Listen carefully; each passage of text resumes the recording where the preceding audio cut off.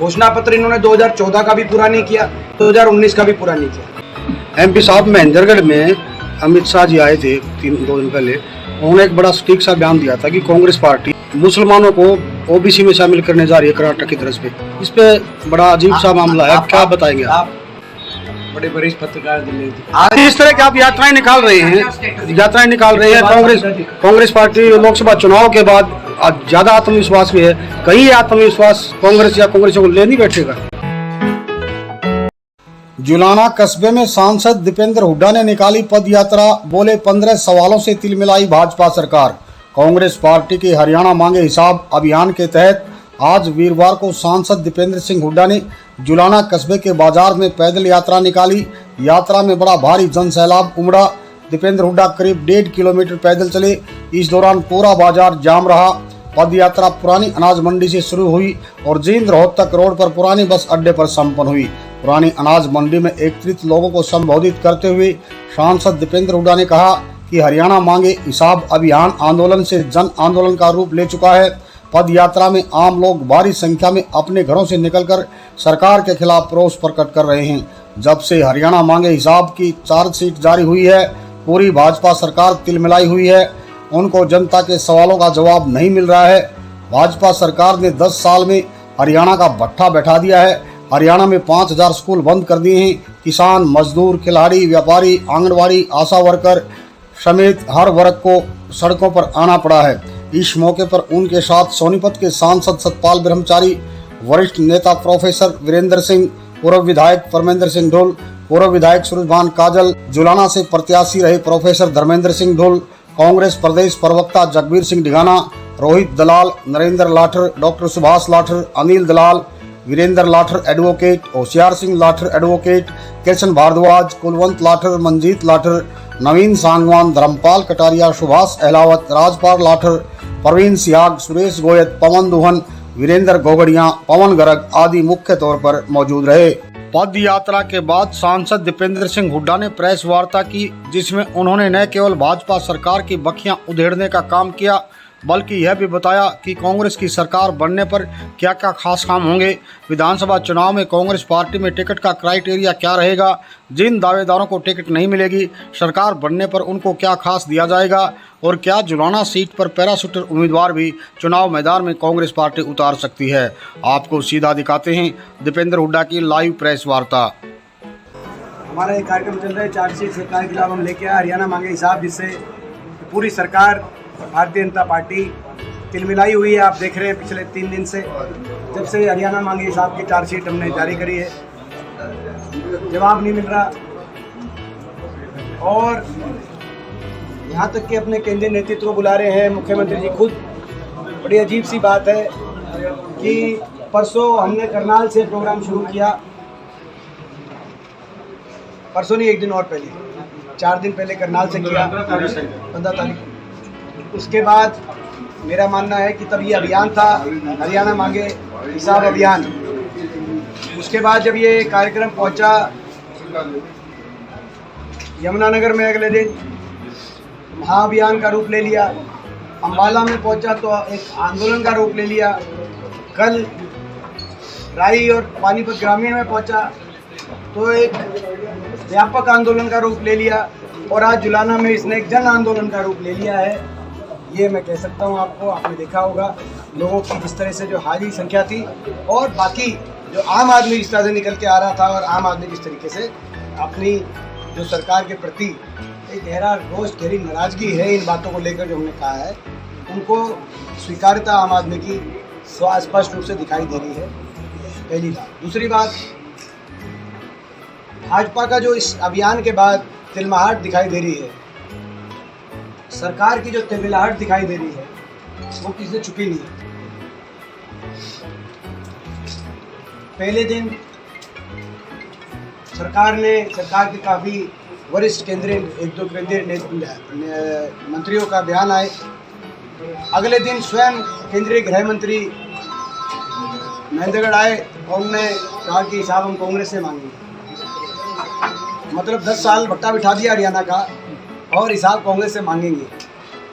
और उनकी ज़बान पे उनके खुद के मुख्यमंत्री जी का नाम नहीं सुनाई दिया। उनकी जबान पे 10 साल के बाद भी हुड्डा साहब का नाम सुनाई दिया। तो ये 10 साल की कुछ काम किए हो तो बताएं। कुछ काम ही नहीं किए 10 साल में। वो अपने काम बता के जाते हैं कि हमने ये किया, हमने वो किया, काम कुछ किए नहीं। हरियाणा का इतना नुकसान कर दिया इस सरकार ने। और उसके बाद कल मुख्यमंत्री, पहले केंद्रीय गृह मंत्री की बात आई, और कल नायब सिंह जी 11 सवाल पूछ रहे नेता विपक्ष जी से, हुड्डा साहब से। तो ये कैसी भाजपा की 10 साल के कार्यकाल के बाद, यानी कि कुछ 11 काम बताने को नहीं,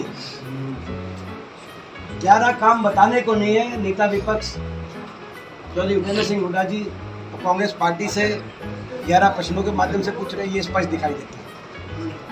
पहली बात ये तो इस अभियान की बातें हो गई। अभियान के प्रश्न आपको पता है, सारे प्रश्न कि देश में सबसे ज़्यादा 10 साल के बाद देश में सबसे ज़्यादा बेरोजगारी हरियाणा में क्यों है, देश में सबसे ज़्यादा महंगाई, सबसे ज़्यादा वैट का दर हमारे टाइम 8% था, 17% हो गया, हरियाणा में क्यों है, देश में सबसे ज़्यादा अपराध का दर हरियाणा में क्यों है, क्यों एससी और ओबीसी समाज की सारी स्कीम्स भी बंद कर दी, उनके हितों पर भी इस सरकार ने जो चोट मारने का काम किया। आपने देखा 100 गज के प्लॉट की स्कीम बंद हो गई, पीने के पानी की टंकी टूटी की स्कीम बंद हो गई, वजीफे की स्कीम लगभग इन्होंने काफ़ी हद तक कम करने का काम किया, या इंदिरा आवास योजना बंद हो गई, यहाँ तक कि मनरेगा का भी बजट 1/3 करने का काम किया। गरीब आदमी जितनी योजनाएं थी उनको समाप्त की तरफ ले गए। और जो संविधान का बाबा साहब ने जो अधिकार दिए थे एससी समाज, ओबीसी समाज, हर वर्ग को, कि सरकारी नौकरी और सरकारी नौकरी में उनके लिए आरक्षण का प्रावधान, सरकारी नौकरी 2 लाख समाप्त कर दी।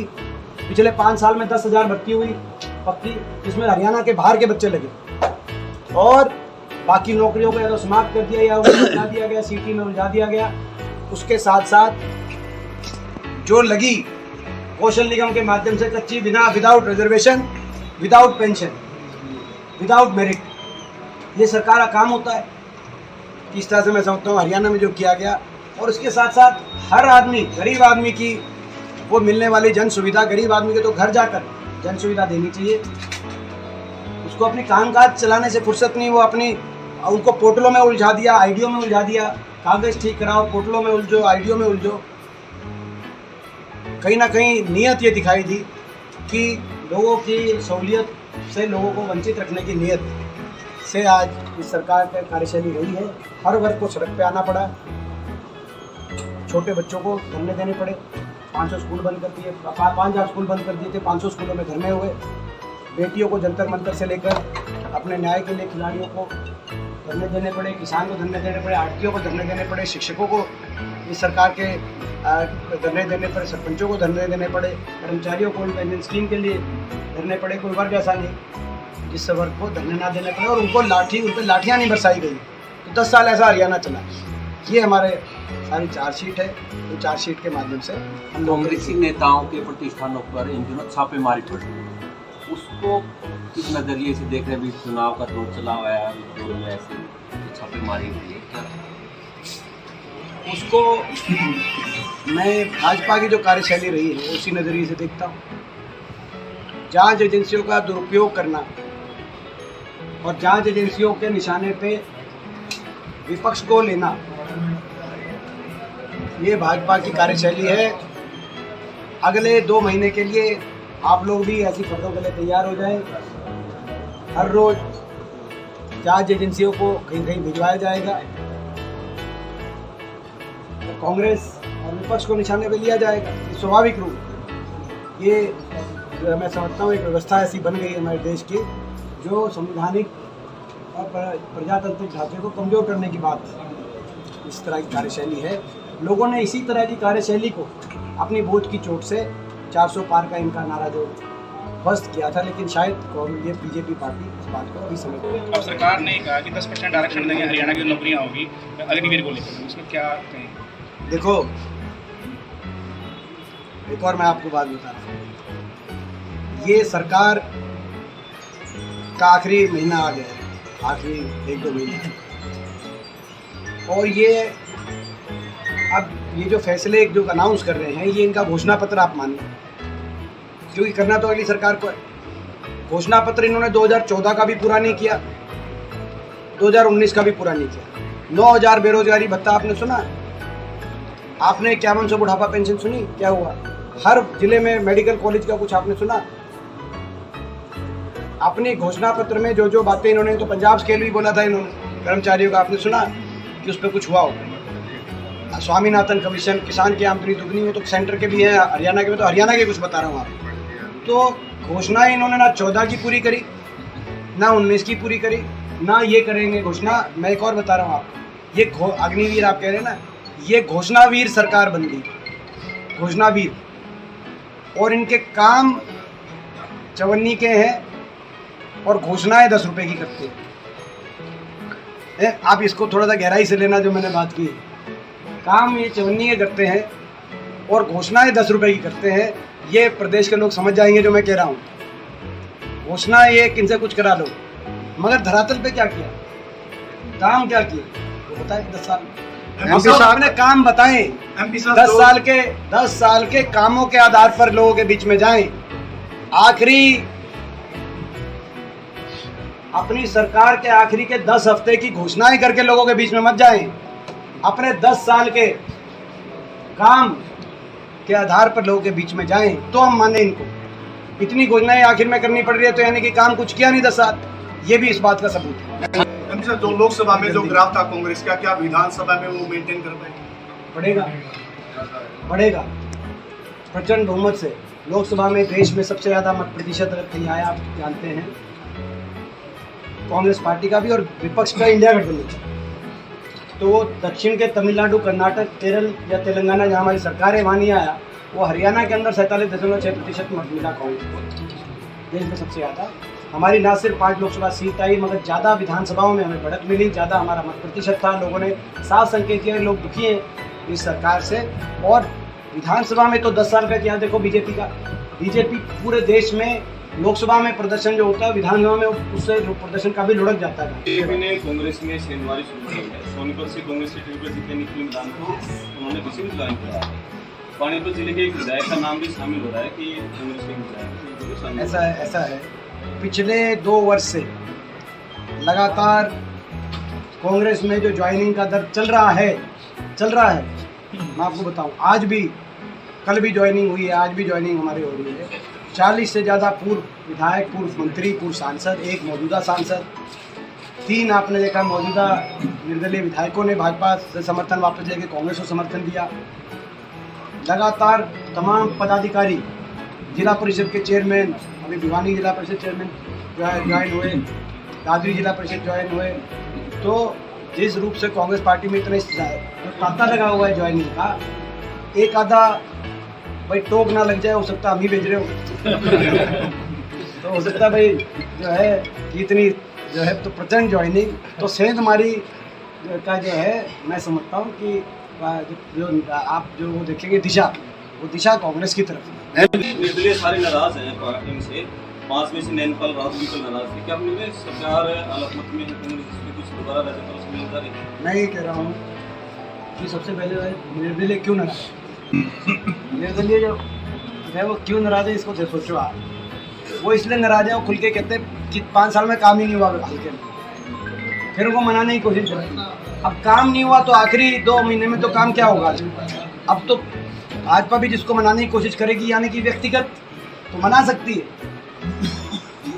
व्यक्तिगत तो मना सकती है, लेकिन हल्के में जो ये आरोप लगाए नैनपाल जी ने आरोप लगाया कि हल्के में काम नहीं हुआ 10 साल। अब वो 10 साल नहीं हुआ ताकि 2 महीने में क्या काम होगा, ये बात है। तो जनता भी इनको छोड़ चुकी है, अब विधायक भी छोड़ गए। MP साहब महेंद्रगढ़ में अमित शाह जी आए थे 2 दिन पहले, उन्होंने एक बड़ा सटीक सा बयान दिया था कि कांग्रेस पार्टी मुसलमानों को OBC में शामिल करने जा रही है कर्नाटक की तरफ पे। इस पे बड़ा अजीब सा मामला है, क्या बताएंगे आप? बड़े वरिष्ठ पत्रकार दिल्ली, आज तक इससे पहले इस मुद्दे का जिक्र भी सुना आपने हरियाणा में? तो वो अपने काम बताने की बताई, इस तरह की बातें लेके आ रहे हरियाणा में, जो कभी हरियाणा की में दूर दूर तक जिक्र ही आज तक नहीं है।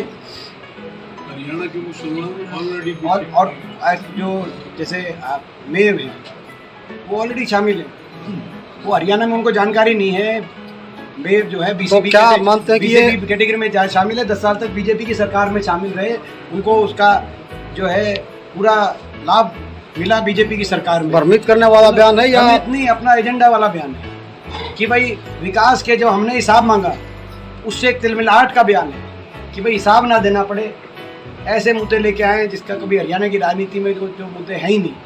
हरियाणा की राजनीति में, और लोग समझ चुके हैं हरियाणा के बीजेपी के एजेंडा, लोगों ने जो इस बार मतदान किया है वो भाजपा का जो जिस तरीके से धार्मिक, धर्मार्थ और जातीय ध्रुवीकरण करने की जो भाजपा की एक हरियाणा के अंदर एक नकारात्मक राजनीति रही है और काम ना करने की नकारात्मक, लोगों ने दोनों चेहरे देख लिए हैं, दोनों को नकारने का काम किया है। लोकसभा के चुनाव इस बात के प्रतीक हैं। आपने रोहतक लोकसभा में देखा होगा, रोहतक लोकसभा क्षेत्र के नतीजे में भी आप उसको पूरे प्रदेश के नतीजों में भी उसमें देखा होगा। जिस तरह की आप यात्राएं निकाल रहे हैं कांग्रेस पार्टी लोकसभा चुनाव के बाद आज ज़्यादा आत्मविश्वास भी है, कहीं ये आत्मविश्वास कांग्रेस या कांग्रेस को ले नहीं बैठेगा? हम दिन रात मेहनत कर रहे हैं। अति आत्मविश्वास कई बार नुकसानदायक होता है। मैं दिलेर जी दिन रात मेहनत कर रहे हैं। आप देख रहे हैं अब ये जो कार्यक्रम है हमारा हरियाणा मांगे हिसाब, इस कार्यक्रम में ये कांग्रेस का AICC का कार्यक्रम है, PCC का कार्यक्रम है। इसमें हम डोर टू डोर जा रहे हैं, हर कांग्रेस जन। और मैंने जब ये अभियान आया तो मैंने कहा कि कांग्रेस कार्यकर्ता, कांग्रेस नेता घर घर जा रहे हैं और मैं हर विधानसभा में जाऊँगा, और हर विधानसभा में कहीं 4 किलोमीटर, कहीं 5 किलोमीटर, कहीं कल 7 किलोमीटर भी था, अपना पदयात्रा के माध्यम से जो है ये हिसाब मांगने का भी काम करेंगे और कांग्रेस से संकल्प भी लोगों तक पहुंचाएंगे। तो हम मेहनत कर रहे हैं। आत्मविश्वास अच्छी बात है मगर अति विश्वास नहीं है। हम मेहनत कर रहे हैं, मैं आत्मविश्वास है और मुझे पूरा विश्वास है कि लोगों का हम कितनी सीटों पर खड़े हैं, जो जिस हिसाब से आपके तो अच्छी बात, पदयात्रा को अच्छा रिस्पॉन्स मिलता है, कारनामा बढ़ रहा है, कितनी सीटों को मान के चल रहे हैं आप विधान? बड़े बहुमत के साथ कांग्रेस सरकार बनेगी। लोगों में मैं देख रहा हूँ, हर जगह जा रहा हूँ, जितने भी आकलन है उससे भी ज़्यादा कांग्रेस का आंकड़ा होगा। हरियाणा में कांग्रेस की लहर है और हर हलके में टिकट के दावेदारों की संख्या बहुत ज्यादा है। आज हमने देखा कि इतनी पट्टिकाएं लोग लिए हुए हैं, यहाँ 20 से ज्यादा टिकट के दावेदार हैं। टिकट को मिलेगी, इनसे बाकियों से कैसे निपटेगी कांग्रेस? ये एक बड़ा जनता का देखिए इसमें ये है कि एक चीज़ जो कांग्रेस पार्टी की तरफ से कहा गया है, कांग्रेस हाईकमान की तरफ से, कांग्रेस के प्रदेश नेतृत्व की तरफ से कहा गया है कि इसको पूरी तरीके से प्रयास किया जाएगा कि मेरिट पर और सर्वे के आधार पर टिकट का वितरण हो। कई बार ये बात आप सही कह रहे हैं कि सर्वे में भी कई बार एक से ज़्यादा, एक दो जो अपने प्रयास कर रहे हैं वो जो है ज़्यादा ऊपर नीचे नहीं होता उनका सर्वे। भाई किसी का अगर 50% लोग किसी हक में बोल रहे हैं, किसी के में अगर 55% बोल रहे हैं, तो इसका मतलब नहीं कि भाई 50% वाले जो आदमी हो कमज़ोर उनको आका है, ये भी सही हो जाती है। लेकिन यही हमारा प्रयास रहेगा कि उन सभी को मान सम्मान, क्योंकि जब सरकार बनती है तो उसमें मान सम्मान सबका वो सरकार के हाथ में होता है। तो कांग्रेस की सरकार में कहा गया है, हुड्डा साहब ने उस दिन कहा सोनीपत में जब हमारी एक तैयारी बैठक चल रही थी इस अभियान की, कि हर ऐसे प्रत्याशी, संभावित प्रत्याशी जो प्रयास कर रहे हैं, जो एक ही को टिकट मिल सकती है स्वाभाविक रूप से, लेकिन बाकियों को सरकार में बराबर का स्थान, मान सम्मान सुनिश्चित करेंगे। ये कांग्रेस पार्टी करेगी, ऐसा उन्होंने कहा, और यही हमारी कोशिश होगी, क्योंकि सबको पता है सरकार बनने जा रही है। और सरकार में जैसे मैंने कहा कि भाई कांग्रेस के पक्ष में लहर है, लेकिन उसमें कई विधानसभाओं में तो क्लियर कट एक ही नाम आएगा सर्वे में, और कई विधानसभाओं में नज़दीकी सर्वे भी रहने वाले नहीं, स्वाभाविक होता है। तो उसमें हमारा ये प्रयास है सरकार में सबको हम उचित और बराबर का मान सम्मान स्थान कांग्रेस पार्टी देगी। जब पार्टी किसी की हवा होती है तो स्वाभाविक रूप से जो है बहुत से संभावित उम्मीदवार भी होते हैं, सबका अधिकार भी है। कांग्रेस के बहुत से कार्यकर्ता हैं जिन्होंने पिछले कई वर्षों से अंत तक मेहनत करी है, वो लोग प्रयास करेंगे ही। तो ये जो अच्छी लहर होती है किसी का MP साहब चुनाव के बाद पहलू है, लेकिन उसका उत्तर वही है जो मैंने आपको कहा कि सबका मान सम्मान, तो सबको बराबर का सम्मान मिले, स्थान मिले, ये सरकार के हाथ में होता है। कांग्रेस की सरकार में ये सुनिश्चित होगा। ये हुड्डा साहब इस बात की घोषणा कर चुके हैं। MP साहब जुड़ाना से कोई पैराशूट उम्मीदवार भी हो सकता है, चर्चाएं कई तरह की। ये जो है मैं समझता हूँ कि आपकी कौन सी चर्चा आप मेरे बाद में डिस्कस कर लेना।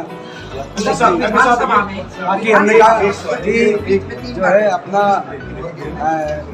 क्या कहते हैं मेरिट पर सर्वे के आधार पर उम्मीदवार जुलाना समय सभी सीटों पर 90 सीटों पर सर्वे के आधार पर मेरिट पर उम्मीदवार आएंगे। ठीक है, ये तो मेरिट में सर्वे में तो मैं समझता हूँ कि जो मैंने कही उसमें बहुत बड़ी उसमें सब का उत्तर आपका भी उत्तर है।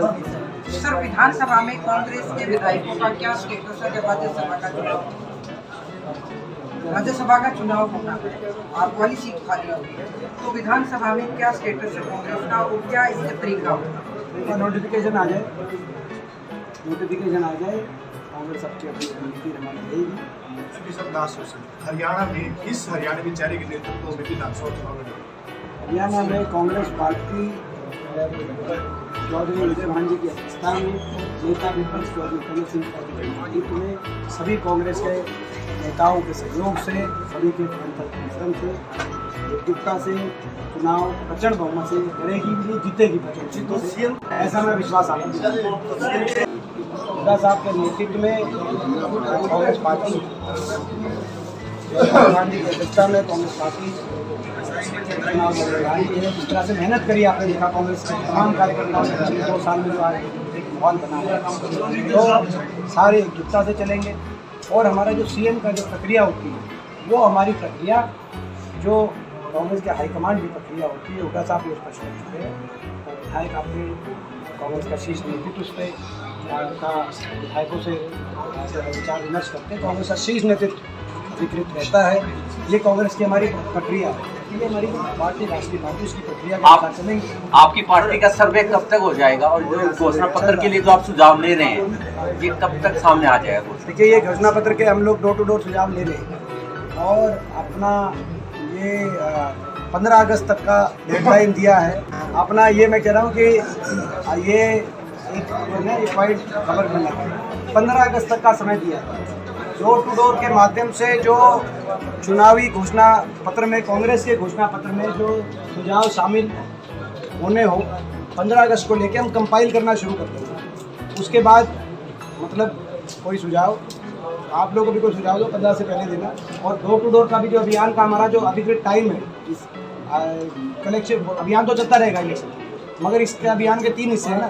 एक चार्जशीट बीजेपी के खिलाफ जो मैंने बताई, एक अपना संकल्प पत्र वो भी आपको पता है हम क्या करेंगे, और तीसरा है कि लोगों से सुझाव की अंतिम तारीख 15 अगस्त है।